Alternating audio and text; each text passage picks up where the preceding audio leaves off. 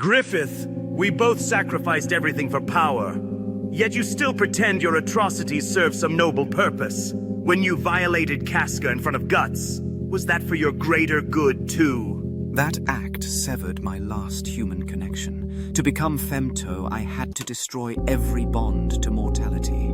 You've never loved anything enough to understand true sacrifice. True sacrifice? You committed the ultimate betrayal against those who worshipped you. I never pretended to care about my followers. Which of us is truly more honest about our evil? Your honesty is cowardice. It's easier to be a monster than struggle with necessary evil. I carry the weight of every life taken because my dream will reshape reality itself. At least my evil is pure.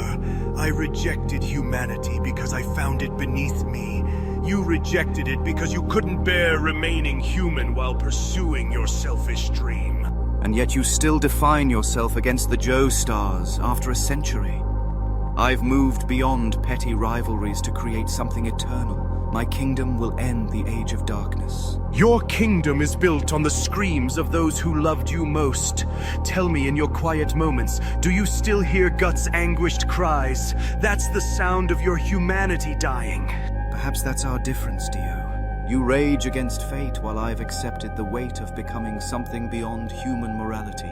We're both monsters, but only one of us weeps inside. Thorfinn, I've watched you transform from a killer into whatever this is. But you're living in a fantasy if you think pacifism can protect the people you love. Sometimes violence is the only language monsters understand. That's where you're wrong, Guts. I spent years drowning in violence and revenge, just like you. But every person I killed only created more hatred, more enemies. True strength isn't swinging a sword, it's choosing not to. Easy words from someone who hasn't faced what I have. When demons are literally tearing apart everyone you care about, when Griffith destroys your life for his dream, tell me how your peaceful words stop that kind of evil. And look where your endless fighting has led you. You're trapped in a cycle of violence, carrying wounds that will never heal. I was the same, killing for Ashalat, living only for revenge against my father's murderer. But that path only creates more orphans, more people like us. At least my rage has purpose. I protect Casca. I fight the eclipse's aftermath. Your true land is a beautiful dream, but what happens when Vikings come to burn it down? Will you let your family die for your principles? I'll find another way. There's always another way if you're willing to look for it. Violence seems like the easy answer, but it's actually the coward's choice. It's harder to build than to destroy, harder to forgive than to hate. You call me a coward? I've faced hell itself with this sword. Some people, some things can't be reasoned with. They only understand steel and blood. Your pacifism is a luxury I can't afford. And your violence is a prison you've built around yourself. You're so focused on fighting monsters that you've become one. The real enemy isn't out there, Guts. It's the hatred consuming you from within. Sukuna, you're nothing more than a relic clinging to outdated notions of strength. True power isn't about devouring others or inspiring fear. It's about evolution, transcending the boundaries between mortal and divine. Evolution? You sound like every other fool who thinks they've moved beyond their nature. I am the king of curses because I embrace what I am completely. Your transcendence is just elaborate self-deception, Aizen. Self-deception? I orchestrated centuries of events, manipulated soul society itself, and achieved a form beyond Shinigami or Hollow. You've spent 1,000 years, what? Eating people and terrorizing peasants? How primitive. At least my dominance is honest. I take what I want, when I want it, because I can. You hide behind schemes and manipulation because deep down you know you're still just a frightened child playing dress up as a god. Frightened? I've moved beyond such base emotions. Fear, anger, joy. These are mortal limitations I've discarded. You're still driven by hunger, by the need to consume. Tell me, when did you last feel truly satisfied? Satisfaction is for the weak. I am eternal hunger, eternal strength. But you seek approval even from your enemies. Why else would you explain your plans, demonstrate your power? You're still performing for an audience, still needing validation. I share my vision because lesser beings cannot comprehend true greatness without guidance. You simply destroy. There's no artistry, no purpose beyond momentary pleasure. Which of us has truly achieved immortality of legacy? Legacy. Your legacy is being sealed away, forgotten. I am remembered as the thing parents use to frighten children. Fear is the only immortality that matters, and I am fear incarnate. Your philosophy dies with you. Terror is eternal.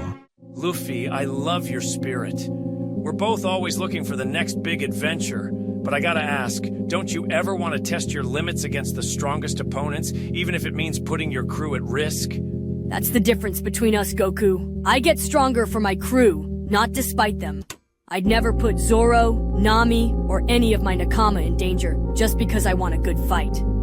But some of my best growth came from those dangerous battles. Cell, Majin Buu, I had to push beyond my limits to protect Earth. Sometimes risking everything is the only way to save everything, you know?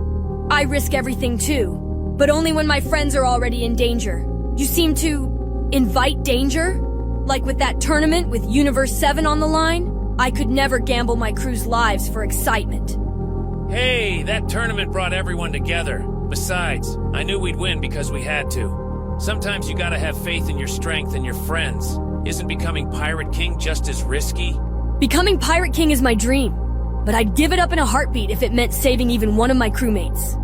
Would you give up fighting to save your family, Goku? That's a tough one.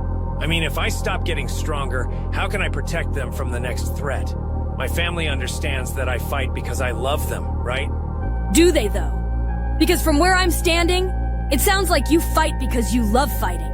There's nothing wrong with that, but don't confuse your passion with protection.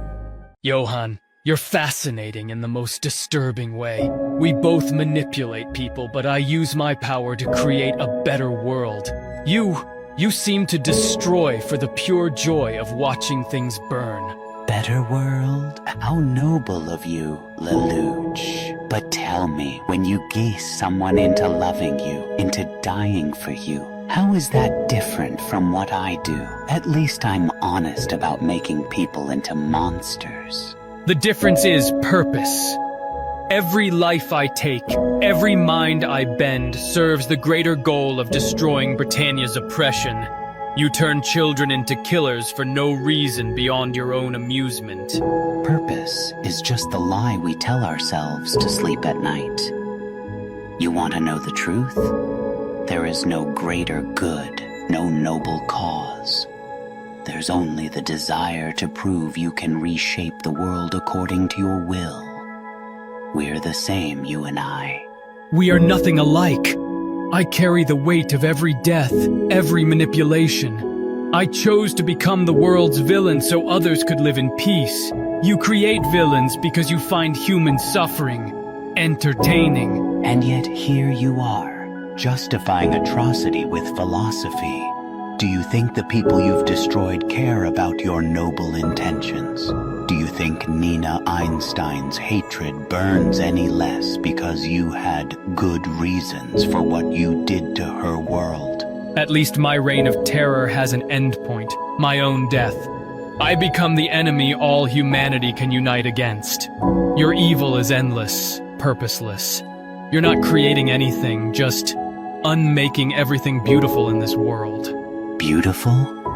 Lelouch, I simply reveal what was already there. Every person I corrupt was already capable of that darkness.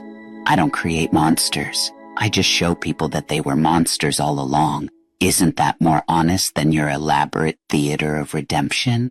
Gojo, you remind me of myself when I was younger, overconfident, powerful, thinking strength alone can protect your students. But real teaching means accepting that sometimes you'll fail them. That's where you're wrong, old man. I don't just protect my students. I'm reshaping the entire Jujutsu world so they won't need protection. Your acceptance of failure is just giving up before the fight even starts. Reshaping the world. I tried that too.